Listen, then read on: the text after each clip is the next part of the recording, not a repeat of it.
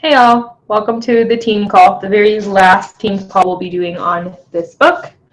Just wanted to share something a little personal before we get started. I'm in a group coaching program for myself. I have a group coaching program outside of Beachbody for clients who don't necessarily want help on health and fitness. They want help with other stuff.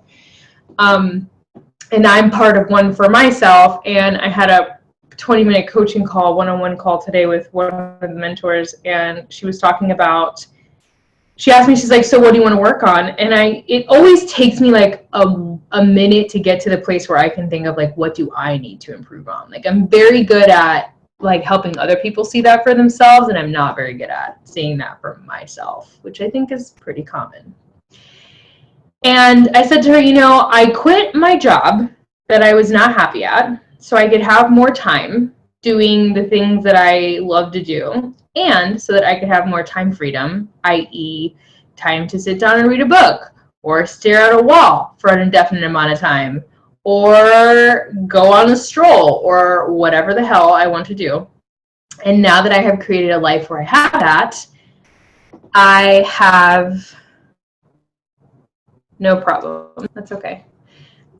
Now that I have that time freedom, I now have massive guilt. So now I have all of this time, and I'm like able to do what I have been dreaming of doing, and now I feel like exceptionally guilty because I'm not busy. And we went into that conversation, and she's like, you really need to understand that much like food addiction, busyness addiction is a real thing, and it works the exact same way. So she's like, what I know about you is that you've done work on your weight, and you've done work on binge eating and all this stuff. And she's like, it's not any different. What you're up against right now, it's the exact same thing. And she's like, do you have a planner? And I was like, LOL. No, not anymore. And because now that I have a business, I use a scheduling system, right? So I have a digital scheduling software where people make appointments, which is fantastic because people can make appointments on their own. They don't have to get in contact with me. I get an email, and it's great. Problem with that, and with someone like me, is that I don't have something visual in front of me to show me what I'm doing with my time. So it's great for tracking appointments, but it's not so great for tracking my presence, my effort, the things that I'm doing. So she kind of called me out on that, and she's like, your problem is that you are not scheduling things independently. You're not scheduling your free time. This is where Sable kicks in. You're not scheduling your free time. You're not scheduling the time you need to be studying for stuff, like all the programs that you've invested in. You're not scheduling so everything's kind of folding into each other. Your rest days are not fully rest days. Your work days, you're bitter because you're not fully rested, and everything is becoming just entangled for you. You need to have separation, and you need to have it in a format that you can physically see. Because right now, that online scheduler, the only time I really look at it, I check it like once that day if I'm doing massage to see what appointments I have on my massage days, and I check it once to see what phone calls I have. And then that's it. I know what calls I have to do. But I don't track on those things. These are my daily task lists. I have to record a podcast episode because it's not going to record itself. I have to upload it to my website because it's not going to do that by itself. I have to sit down and do my entrepreneurial bookkeeping course. I have to check in with you guys. I have to make live videos. I have to make sure I'm answering my messages, right? Like, I am not having a physical thing that shows me this is what I've done this week. And then on top of that, this is when I'm not doing shit. Like, this is a portion of my week where I am not doing shit. And the first thing she said is the first thing you need to schedule is your off time. She's like, you don't schedule your work time. She's like, you do that too much. You need to schedule the not doing things time. And then during the not doing things time, you need to not do anything. Literally, not do anything. She's like, it's like a food protocol. It's the same way you work on your weight, right? You say, this is what I'm going to eat, right? We have those containers. We're like, this is what I'm going to eat. This is my plan. And then you eat what's on the plan. You don't eat what's off the plan when your brain gets crazy. You eat what's on the plan. And the same thing is true for your schedule. You do what's on your schedule, not what your brain tells you should be doing. It's on schedule. Well, schedule, it says from this time to this time, it's Netflix time. That's what you do with your time. You don't do anything else. You don't pull up your laptop. You don't try and watch a movie and do Netflix at the same time or do work at the same time. You don't do that. You just watch Netflix. The only thing you're doing. And I just kind of sat there and listened to her, and I was like, God, this is it. This is it. And again, I famously say how we do anything is how we do everything. And this is why I teach the kind of mindset work that I teach you guys, my group coaching clients, my private clients. It works for everything, right? And as soon as she said that, the same way you work with urges in a food protocol is the same way you work with a busyness urges. I was like, a light bulb went off in my head. And I'm like, and this is why it's all the same. This is why it's all the same. This is why the work we do with health and fitness and clients impacts every part of their life. Because if they can just nail it here, they can figure out the bridge elsewhere. It opens the door for that bridge. I've always believed this to be true about health and fitness. Like, if you can get someone to really commit to this and take it seriously, it touches every component of their life, almost magically.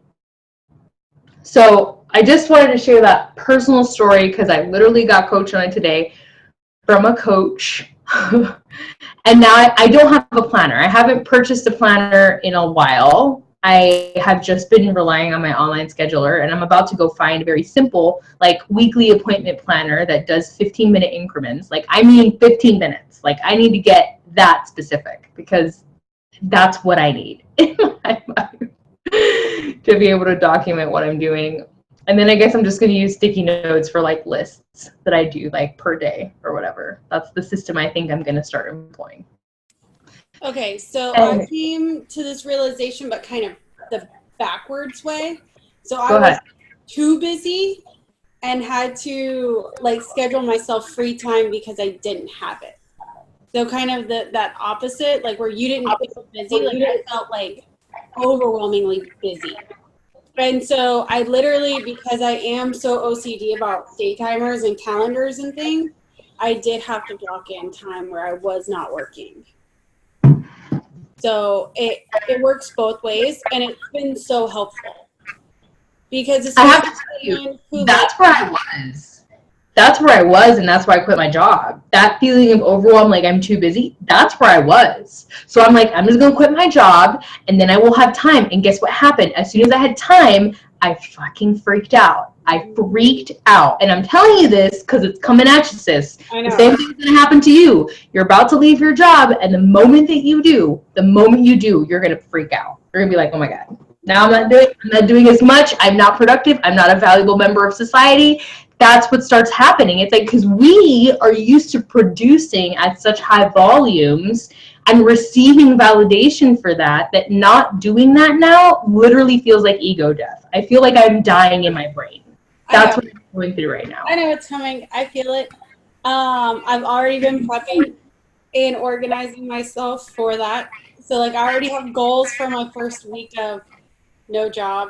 I have goals for my second. Oh yeah, I've already been, like, putting them in because I'm like, otherwise I'm going to have a heart attack. Don't be shocked. He was like, I'll be fine. And then, like, it happened. I was like, Jesus, take the wheel.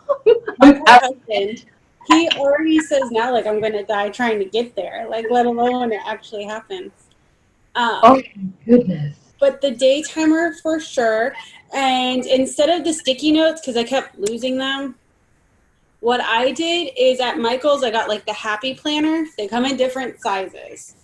Yes, I've seen those. But they don't have times. I'm like super, you don't understand how OCD I am about times. No, you can get different inserts. You can build your own, and they do have the timed sheets. But what I loved about it is they had, like, a half sheet that I could stick in there for my to-do list. Oh. So, yeah, so, like, I had my planner, right, like my book, right? And when you opened it up, I would see this sheet that, like, literally popped in to the binder, but it was only the half sheet. So you could see what you had to do for the day here. But then this half sheet was here that had, like, the to-do list. And then, for instance, when I turned the page for the second part of my week, I just wrote on the back of that to-do list. You're so smart. Okay. I I have a plan ahead of me. Oh yeah, I'm gonna have like a nervous breakdown. I like the online scheduler, but I just need both. I feel like I need both. I need an online scheduler so my clients can put themselves in my book, but I need to see what I'm doing with my time. Like that is how I'm going to have clear division between I am not doing anything on this time and I'm doing this on this time. I'm just offering you guys this too because I feel like a lot of us believe that we'd be a better coach if we had more time. I think that's a very common misconception. Like if we just had more time, we'd be better at this. We'd be doing more. And I have to tell you guys that that's not true.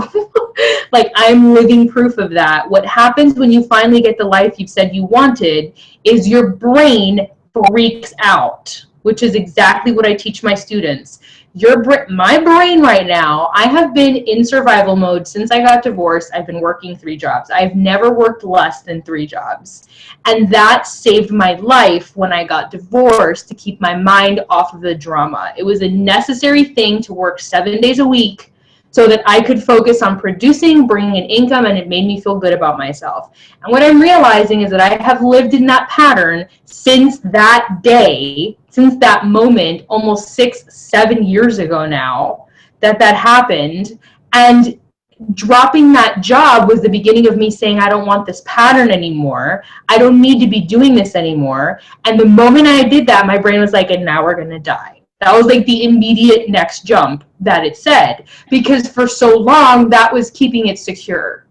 So I am living proof of this struggle right now. Like I am in the struggle. I am feeling that old self, that egoic death occurring as I have more time to just lay around if I want to, go to a cycling class in the middle of the day. Like it feels almost dangerous. This level of freedom feels dangerous in my body. And so I'm warning you guys that when you start doing and living the life that you say you want, like you want more time freedom and then you get it, or you want a certain body and then you get it, or you want a whatever, a certain amount of income and then you get it, you're going to freak. You're going to be like, I don't deserve this much money. You're going to want to get rid of it. You're going to want to, because you're not going to know how to be with it, how to sit with it. So I'm just encouraging you guys to anticipate this now so that when it happens, you remember this conversation and you just know this is normal. It's not weird. It's not wrong.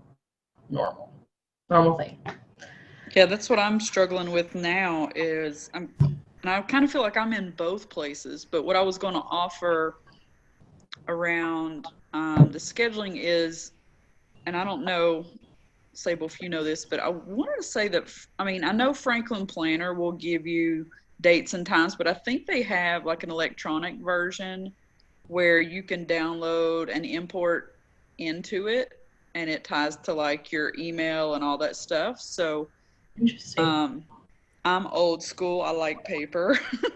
I do too. And I get gratification from that experience. I'm very tactile. Obviously, I'm a therapist. Like, duh. I like working with my hands. I like that experience, right? So she was kind of guiding me to that. Like, you need to use what works for you visually. Like, what's the thing you can have that really works for your brain? So I'm doing so there might be more options out there. I think there's quite a few out there, and I know that's what works for me. I haven't tried the scheduler piece yet, but I know, 5 or so years ago, I had the electronic version of Franklin Covey's planner tied into my email, so it would automatically update my schedule for the day. But I struggle with that too.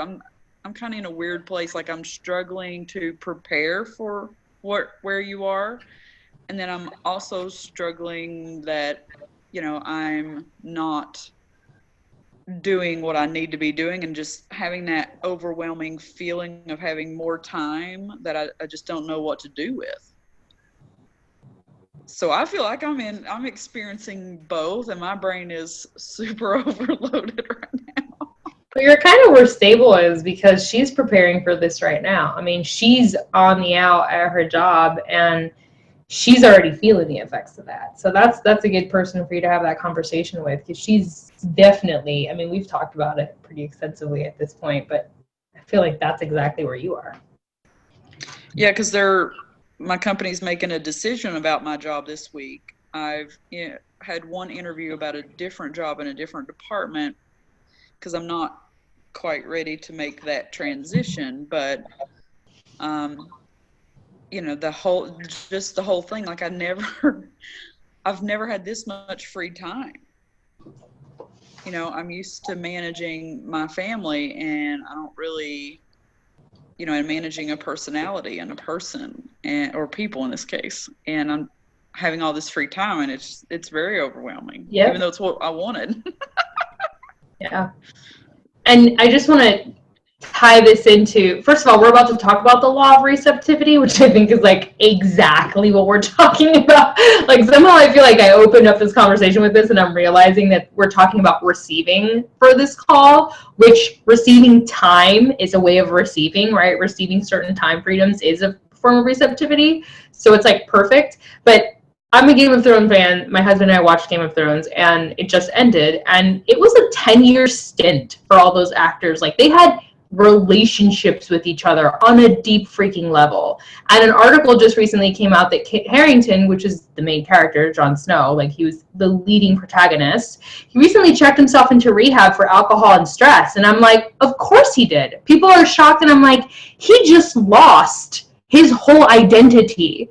This man, and he's a sensitive human being, this man dedicated 10 years of his life to being in this production with these people, and it is gone. It is no more. You don't think someone's going to want to be on the edge after losing something like that? Yeah, he made a bunch of money and he's super famous, but we all suffer through transition. Transition is hard for everyone. It doesn't matter how successful you are. It doesn't matter how much you've made it. That's an illusion. Like, transition is difficult for humans. And we need to start really talking about that and like honoring that it is hard and it's a big deal, you know? So as soon as I read that, I was like, man, so much love to him, because if I was in his shoes, that'd be a fucking mess. I'd be falling apart over losing my whole family after 10 years of filming with them.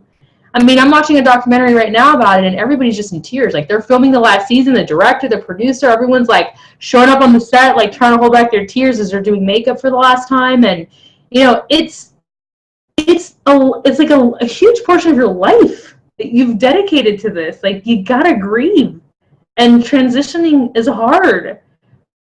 Yeah, with Friends, everybody fell apart. Are you kidding me? That was like iconic. You know, they were literally like related. You know, at a certain point, it just becomes your family. It's not even your friends anymore, your coworkers. You know. So I think this is all important. I think this is all important, that we honor the fact that receiving what we want, even when we get it, doesn't always feel good. Receiving more time, receiving more money, receiving freedom, you know, it can feel like everybody in Game of Thrones, for example, all of a sudden they don't have that commitment, right? So they have all this time freedom and they've made all this wealth, and you're like, oh, that's great, you get to rest now. And it's like, that doesn't feel great. It feels tragic. It feels depressing, right? So Tanya, that's where you are. That's kind of where I am right now. Like, it feels really scary. So, like, I just want to say that, like, it can feel very dangerous to receive what you want. And if you're not really doing the thought work and, like, working on yourself, you will sabotage every good thing. You will land a good relationship and run it to the ground. You will receive all this money and lose it. You will build a beautiful business and lose it because you are not receptive. You are not in the receptive state, which is a perfect tie-in. I love how this happens. So good. All right, enough chit-chatting. That was a good conversation. I'm glad we had it. All right, so this final segment is about the law of receptivity, obviously. Sabe, do you have any early highlights? I didn't really start highlighting until like the end of chapter 28. It was all very, very good, but I'm wondering if you had any earlier.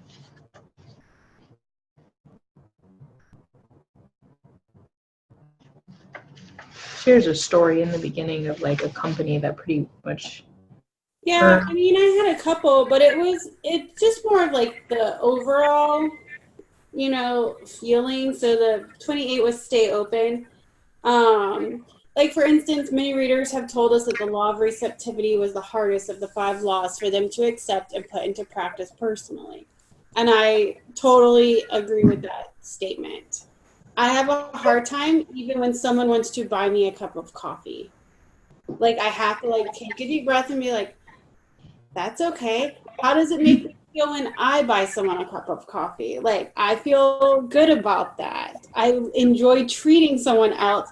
I have to take a deep breath and allow them to do that for me. So I was 100% on board with that statement. I think that first segment of staying open, you know, for a lot of people who are really generous, love to give, they have a really hard time receiving. And the way I like to phrase this for people is understand that when you deny someone giving you something, you are withholding their generosity. Mm-hmm. So imagine you going to give someone something and them like shoving it in your face and being like, no. Right? For those of you that are very generous, that'd be really offensive. Like that hurts your feelings. And that's what it feels like to other people when you don't allow them to give to you. I have just been all owing it all and literally kind of just doing the yes man thing. I started changing that after our phone call. I agree with that statement. Yeah, the component of receptivity, of like understanding that you're not the only one entitled to be generous. Like other people are also entitled to be generous. For one, they have a right to want to be generous with you. They have a right to want to be generous with anybody they want to be generous with. And the other thing is too that I feel like if you don't allow people to give to you, how do I say this? Like, I see an image in my head, but I'm having trouble with words. Especially when it comes to like a service, like what we provide, right? We provide products and a service. When you withhold the opportunity from someone to work with you and to gain that from them, it's like you are withholding their healing. You are literally withholding their ability to heal. Like you have that much power. They are in contact with you for a reason. And you are literally saying to the universe or God, like, I refuse to help this person. So I want you to sit with that real quick and see how that feels. Because no person that comes to us is an accident. It's all soul contract. So imagine you get sent a soul contract and then you're like, no, I refuse to help this person. How does that make you feel? Probably like shit. So hold that in your mind. It's not only okay, it's that they're necessary. That's like saying I'm only going to exhale for the rest of my life. Good luck. Good luck only exhaling for the rest of your life. You're going to be dead. You're going to be a corpse. You're going to look like a White Walker. Speaking of Game of Thrones, you keep doing that nonsense. You can't just exhale. You have to inhale. It's an inhale and then an exhale. That's how it works. It works that way for everything. Blood doesn't just pump out of your heart into your limbs. The blood has to return back to the heart to get oxygenated in the lungs and then be pumped back out. Every system in the body, every system in nature, every ecosystem functions the same way. Look at rain, right? Water evaporates, it gets collected, it falls back down, we have water. Should part of that cycle fucking break, we are fucked. That's how it works. But for some reason, we forget that it's the same way with generosity and receptivity. It's like we somehow think this is the exception to that rule, to that cycle. No, it's not. It's exactly the same way. So I invite you to sit with that. This chapter is also the one where they brought up that you can't have both. So on page 166, it says, I was brought up with a belief that there are 2 types of people in the world. There are people who get rich, and there are people who do good.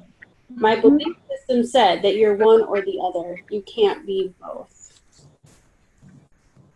So I know that some of us may also struggle with that the services that we offer are not valuable enough to be paid for. This fundamental conviction that giving is good and receiving is, if not bad, at least less good, is so ingrained that this intelligent, literate, professional reviewer came away with a message that directly contradicts the very words on the page. He's talking about a review they received for The Go-Giver, where a reviewer literally said, like, a book that explains like giving is better than receiving, and it's like, that's not at all what the book was about. And he said, but the beliefs are so ingrained in our culture that this person read this book and still came out with that messaging. Like, that's how programmed we are. Whether or not we're aware of it, there is often a part of us that silently disapproves of and even actively resists our receiving. And nowhere does this insidious self-sabotage do more damage than in sales. If you cannot accept a compliment gracefully, if you resist asking for what you need from those close to you, if you feel awkward, guilty, or somehow undeserving when good things are handed to you by others, then it should come as no surprise that when it comes to receiving a sale, your inner inclination may be to balk at the gift. If you do not feel naturally graceful about receiving this sale from the other person, then you will bring that feeling of discomfort to the sales process. Often this surfaces as a sense of transaction being forced or uneasy.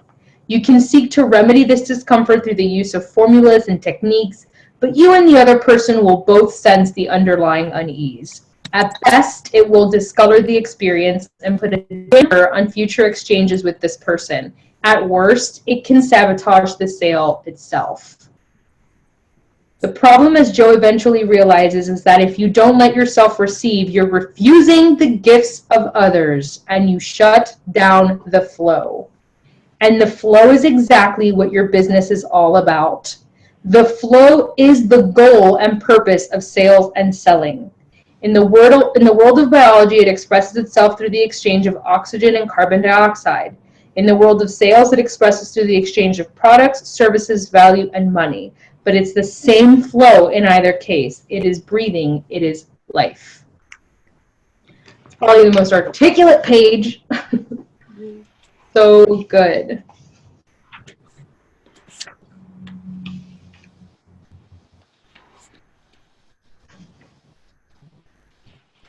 That pretty much covered that chapter. I love the left field. 29 was so good. So I want to so this is the beginning of the segment of left field. What is so interesting about giving is not only that it pays, but that it pays in such unexpected ways. So at the end of chapter 28, they talk about generosity and how being in the world of sales, it's really important that you keep a generous spirit.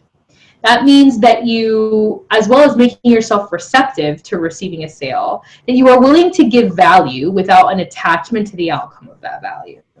And he talks a lot about, he tells a story in there of a company, and how they were given to by these other big companies with asking nothing in return, simply because they believed in their mission and they wanted to support them. So in left field, they talk about the magic of generosity, of what happens when you have a generous spirit and you just show up with the intention of serving and carrying generosity. When you live with generosity, blessings come to you from corners and avenues you never would have expected. There's the world that we see, the people, events, and circumstances we're paying attention to, the things we are aware of and can track logically, and then there's a whole other vastly larger area of the universe, an area we'll call left field, which includes the 99.9% that we're not paying attention to or noticing at all. The realm of events and circumstances that we cannot possibly trace and that transcend our capacity to comprehend cause and effect. This uncharted realm, this unknown territory, is the source of genuine abundance. And while it is impossible for any one of us to predict its precise pathways of operation, we can tap into it. How? By giving. When we're living a life of generosity, all sorts of value showers down upon us from that unexpected, unseen place. We find a critical lead, or we make a crucial connection. A golden opportunity drops unexpectedly into our lap.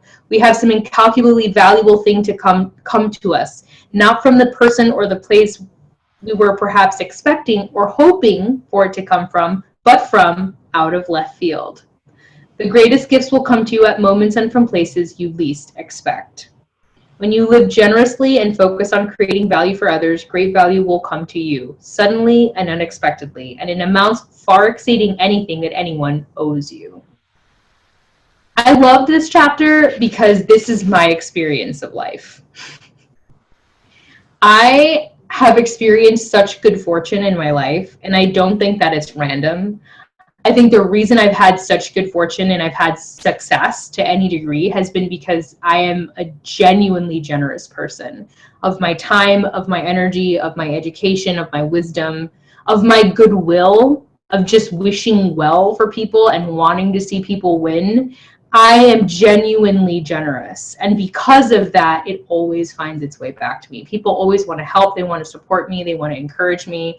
And that, my friends, is magic. Like if you could bottle up magic pixie dust and then serve it, it would be that. It would be being the kind of person that the world conspires to support because of your natural generosity, right? That place of not, and let me make a distinction. This is not martyrdom, okay? I have strong boundaries. Let me just clarify this. There's a difference between being a generous person and being a martyr. Being someone that other people kind of use energetically and not knowing a boundary for yourself. I have a very clear knowing of when it's time for me to offer someone a paid service versus me just talking to them for free. I know that boundary for myself because I have studied that within myself. I know when it's time for me to say no to a client, even though they're like, I'll pay you right now. It's happening right now with a massage client. Guy wants to book a massage with me. He wants to book a Thai massage. I'm not doing Thai in my office. He's like, will you come to my office or my home? And I said, no, I will not. Nope. Free money. Money, he's just willing to, he's rich, he wants to pay me whatever. No, not interested. Not a good match, that client and I. Strong boundaries. So again, being generous doesn't mean being a doormat and giving of your energy without a boundary. It means being the kind of person who genuinely wants to serve and who looks for an opportunity to serve always, and also has a strong understanding of when it's time to make an offer so that your generosity can then be extended because you're taking care of yourself at the same time. I feel like it's very important for you to know the distinction between being a generous person and between being a martyr. Like, this makes sense. This is really important.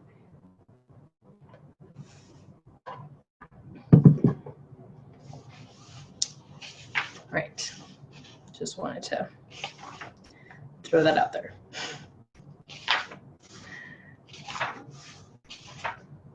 Chapter 30 is about crisis. Let's talk about crisis. I love that he talked about the word crisis comes from Latin, which I thought was so cool that they actually give the definition of that. And it means choice. Isn't that interesting? And in Chinese, the two character symbols for the word crisis, one of the characters means danger and the other one means opportunity. Isn't that interesting? Two different languages. And one, it means danger and opportunity side by side. And in the other one, it means choice. What? Mind-blowing. That was like a huge aha for me, actually. Anybody else read that and like your brain just like exploded? Because that totally happened to me when I read that. I was like, what? I knew the crisis, but like the lineage of that, because I studied Latin. But what really got me was the Chinese symbols of danger and opportunity side by side. I was like, oh, what? What an articulate explanation of crisis in symbols.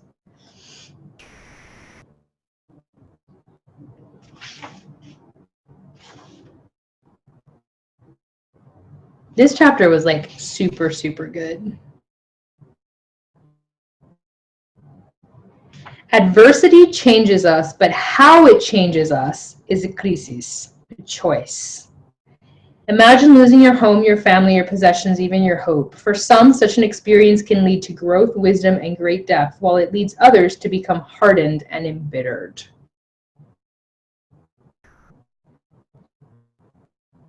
This whole chapter deserves like a loud read, to be honest. He tells the story of Og Mandino, which I didn't know, and I like Og. I follow his stuff. That was a really powerful story of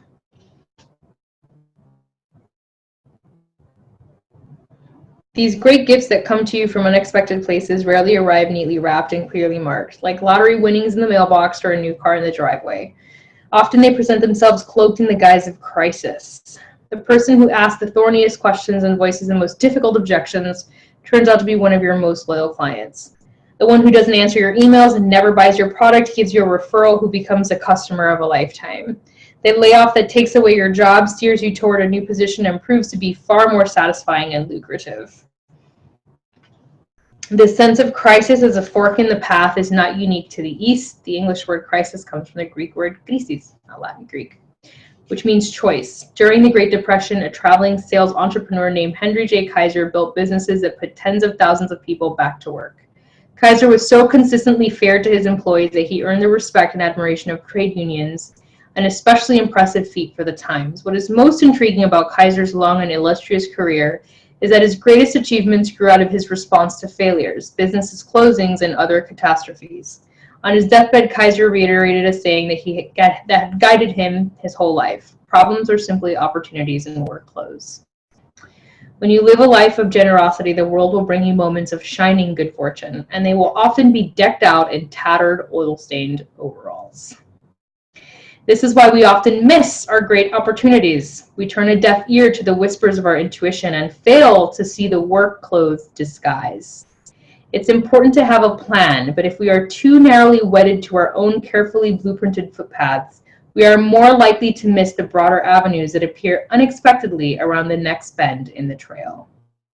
Receptivity also means staying open to learning and to new ideas, and this takes courage. It takes courage to step off the clearly marked map of our own plans and goals and out into the uncharted territory of the unplanned. Receptivity is a fragile thing because to be receptive, you must leave yourself open. Keeping yourself genuinely open to a yes also means you expose yourself to a possible no. Having the courage to embrace an unexpected path also means the risk that this path may, and sometimes will, lead nowhere or nowhere good. Perhaps this is the most challenging thing about being receptive. It means allowing yourself to be vulnerable. The world can be a large and daunting place, at turns lonely and intimidating, brutal and perplexing. It is easy for us frail humans to feel jaded, burned, and embittered. Painful things happen: deaths and betrayals, losses and failures, wounds and disappointments. These things are real. They've all happened to us, and surely they have happened to you too. We are not suggesting you put on a happy face by denying the truth of your most painful life experiences, but that you embrace them. These losses and failures have deep value. They have helped make you who you are, and they have given you greater depth, compassion, and understanding. The key is to embrace those experiences, and rather than letting them diminish your sense of trust in the world, let them deepen that trust. Yes, those things happened, and yet here you are, a richer person for it.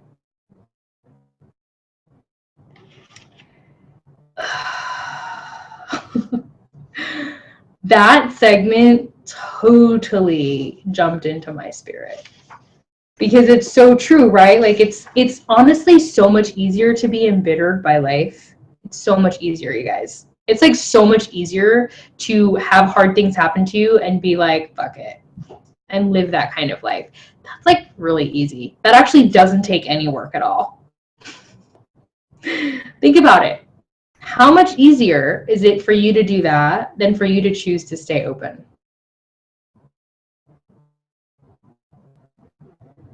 Way easier, right? Because in one end, you close the door. And the other end, you leave it open. You're like, well, what else can happen if I leave this open? This is honestly why I think we're so scared to talk to people. Like, this is why we're scared to, like, meet new people. This is why we're scared to ask them if they want to join a challenge group. This is why we're scared to ask them if they ever considered being a coach. This is why we're scared, because we're leaving ourselves open for, like, something to happen. And it could be a yes, it could be a no. And that vulnerability of not having control over what's going to be given to you makes you feel scared. But here's where my own perspective and my own coaching comes in. What if that didn't mean anything about you? What if you could choose to stay vulnerable and open? And whether someone said yes or someone said no, it didn't actually mean anything about you. It was just like someone saying the sky is blue, or I like cold coffee. Like, literally super neutral.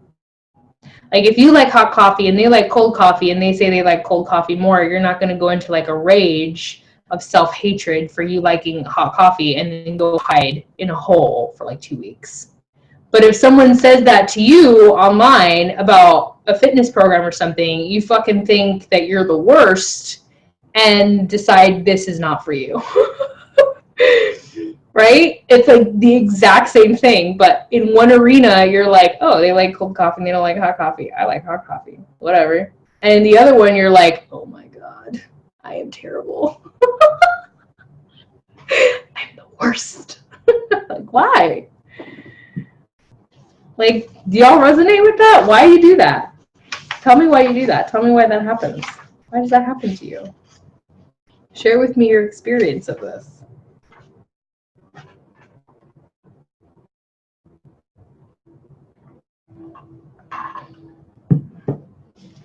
Is it really that, like, intense? Just think about it for a second.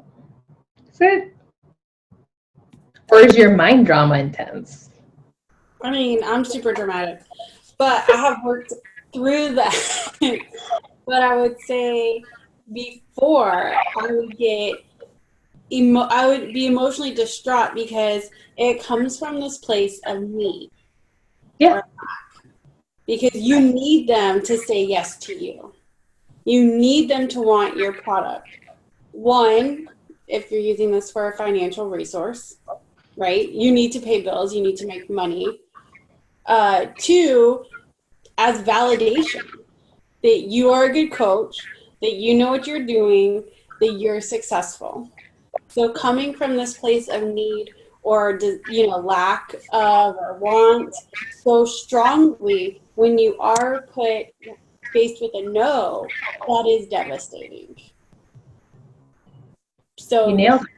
Shakti, if you can separate that desire or that, deep need and want, and you just treat it as such, a discussion on coffee or, do you like chocolate or vanilla, something so simple like that. It also helps with the selling not being the primary focus. It becomes more of a discussion where you're able to initiate that and feel good about it versus the model of need. So that's a really brilliant segue into chapter 31 on trust. Look at us. We're so ahead of the curve. We're just cruising right along. So, since I like to read aloud so much, here's the situation. The only way you can achieve financial success in sales is if other people do indeed buy your wares. And yet, you have no real control over whether or not they do that. Correct? Which means that sales itself is a process of putting your livelihood, your life, in other people's hands. It is a business of becoming a professional truster of others. Many salespeople don't grasp this. They still believe, despite all evidence to the contrary, that they can control the outcome, that if they just study hard enough, practice diligently enough, and become proficient enough, they will master the techniques that will put the levers of control into their hands and assure the outcome of their prospecting encounters. But it's not so, Because no matter how skilled, how practiced, how proficient you become, you cannot change this universal truth. People will do what people will do. All you can do is seek to serve, look for ways to create value, and trust. And when you do, something remarkable happens. Others begin trusting you. So you're saying I should trust everyone, you might ask. I don't want to be a cynic, but isn't that naive? Not everyone is trustworthy. Living in a state of trust is not the same thing as being naive. Just like being generous is not the same thing as being a martyr. It's important to proceed with your eyes wide open to the practical realities of life. There are people who will try to take advantage of you, who are unscrupulous, who will seek to thwart your plans and subvert your success. If you have a healthy immune system, as Joe puts it, and keep your own attention focused on giving, you'll be far less likely to attract such people to you. The disease is all around you, but you don't catch it. Still, that doesn't mean those people and circumstances don't exist. But as you continue focusing on creating value for others and practicing living in trust, something else remarkable happens. You become an even better judge of character. Surprising, but true. Living in trust turns out to be virtually the opposite of being naive. You become more perceptive, not less. Why? Because you are practicing the law of receptivity. Being receptive means you are open, and being open means you increasingly see things as they are, not as you wish they were or fear they might be. Just as being a trusting person does not mean being naive, being receptive does not mean being passive. Being a go-giver doesn't mean you also can't be a go-getter. But if there is an opposite to go-giver, it is a person who lives on the constant lookout for how the world can serve them. The person who feels the world owes me big time. You might say a go-taker, and one trait that go-takers universally share is a profound lack of trust in anyone or anything. Go-getters, on the other hand, take the initiative and make things happen rather than waiting around hoping for things to go their way.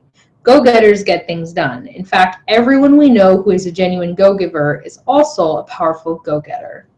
A woman recently wrote to us about the go-giver. She had been working hard to support herself and her son, and things weren't going well. Her question, do I need to make a business plan to map out how I will make an income, or do I just dive right into the give part and take it on complete faith that money will appear from my actions?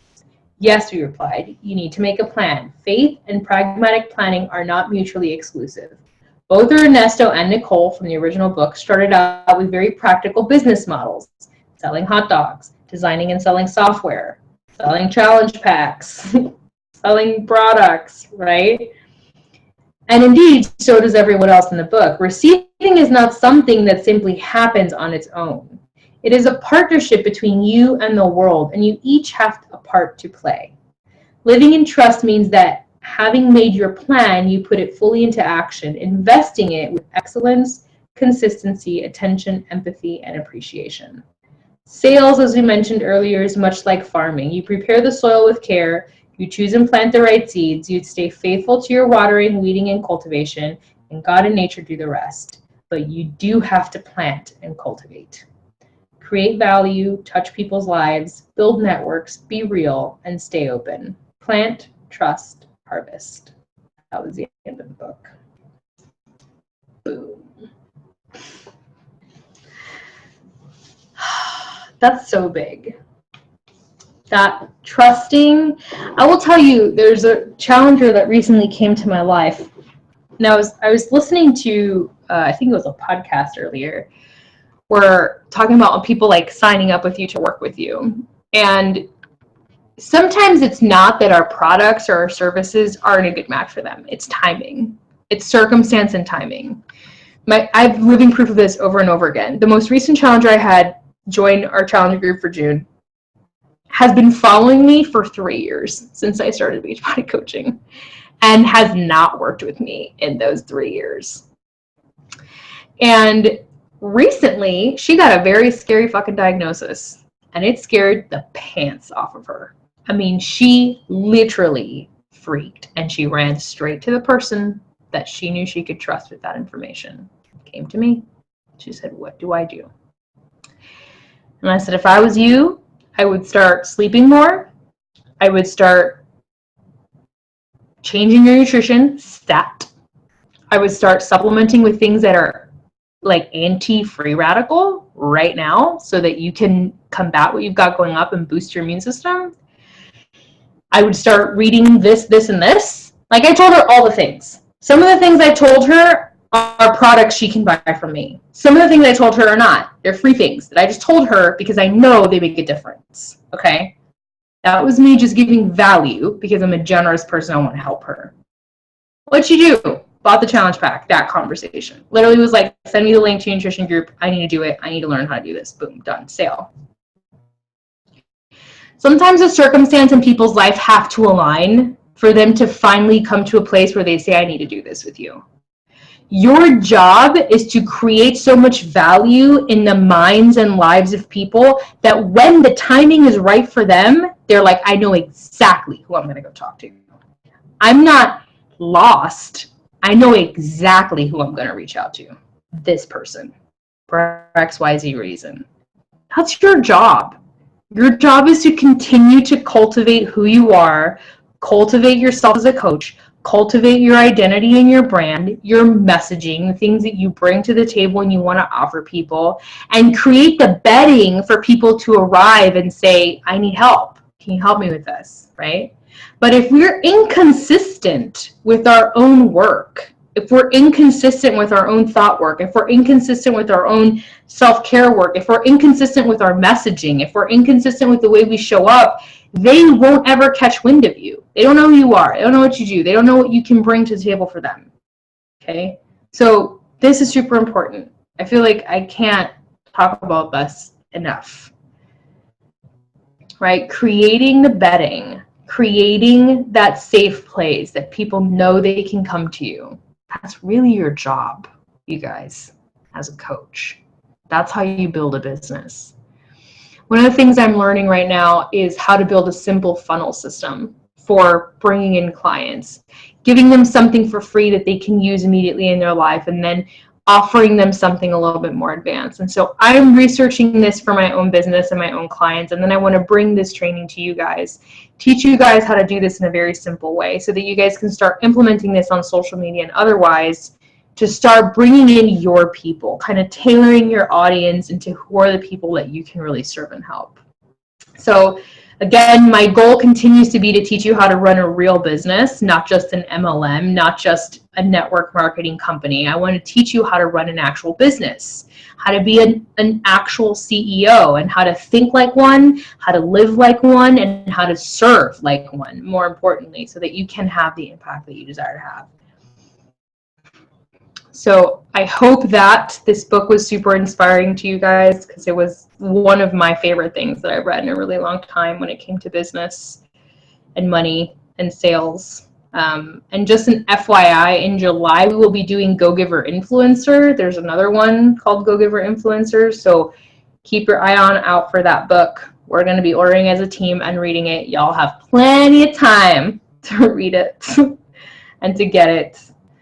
Our next team call, we're going to be talking about Summit. So you're going to Summit, be on that call. Be on that, make the time to be on the call to ask the questions you need to know. If you're not clear about how Summit works, you know, day-to-day activities, etc., Sable and I are going to talk about logistics as well as like what kind of content you can expect, what you should bring, etc. So be on that call. Am I missing anything, Sable? About that call? That's everything. I already updated the announcement in the team page for all of the June calls. We're talking about social media. So next week is Summit, and then we have Instagram and Facebook conversations. The following week is apps and tools. So some different systems that we can implement that will make your lives easier. And then the last week of the month is about storytelling. So just different ways to post. I might change that up a little bit. I really want to talk about email campaigning, because this is like, it's coming back really strongly. And I feel like I want to teach email campaigning because I have a feeling a lot of our coaches are really going to like doing that more than some of the social media stuff. Well, that would fit under apps and tools or storytelling. when we talked about it. So we can do email campaigning and storytelling, because that's kind of what an email campaign is about. Yeah. We can talk about that there.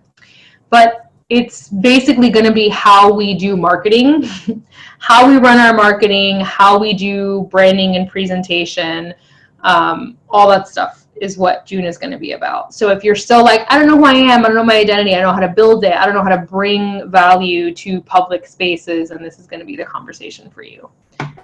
So, but the first call is going to be all about Summit. So be there, be square, be there. All right, my loves, have an amazing night.